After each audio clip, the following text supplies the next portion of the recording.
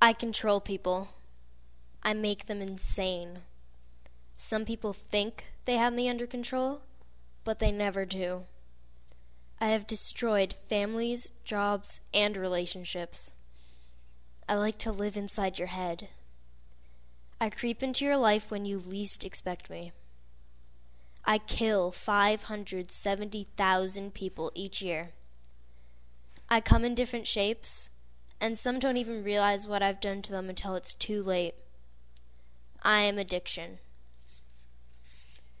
I look like alcohol. I look like the pills in your medical cabinet. I look like cigarettes. I am drugs. I am everywhere and almost everything. I can be mushrooms, food, or self-harm.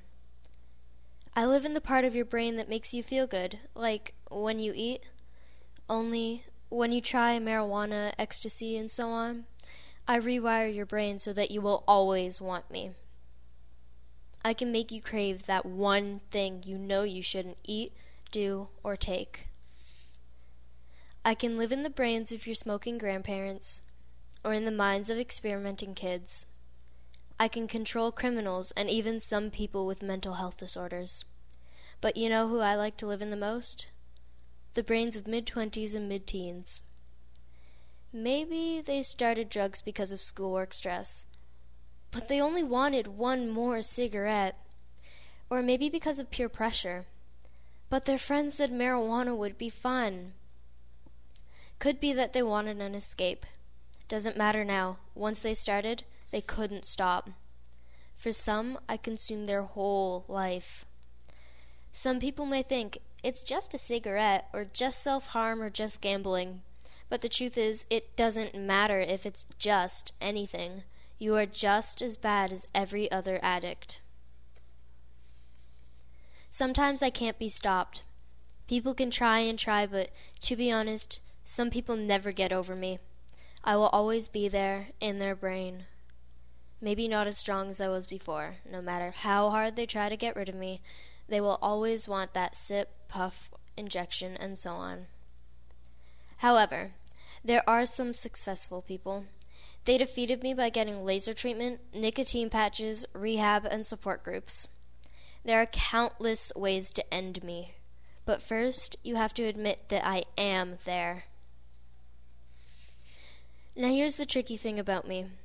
Once you've finally decided to end your addiction, you have to pay for your mistakes with what's called withdrawal. And it definitely isn't fun. In some cases, like alcohol abuse, withdrawal symptoms are life-threatening. Symptoms include seizures, mild anxiety, rapid heartbeat, and so on. In other cases, like cigarette smoking, withdrawal symptoms are headaches, intestinal disorders, which are short-term, tingling in the hands and feet, and so on. It normally takes about 8 to 12 weeks for smokers to defeat me, but those weeks are not pretty. Some of you may be wondering what causes withdrawal. When you just stop using drugs isn't the whole story. It's when addiction make you keep using drugs or doing activities. The part of your brain that makes you feel good activates, and then your whole body becomes dependent. And when you are trying to quit, that's when everything gets worse before it gets better. So try to avoid me. Some of you in this room won't be able to help yourselves. Some of you in this room will grow up and invite me in. But try not to be one of the millions of addicts. Don't let me in. Don't let me kill you. Don't let me control you. Notice me before it's too late. Be careful. I'm sneaky and dangerous. So be respectful to your body and you won't have to go through any of this.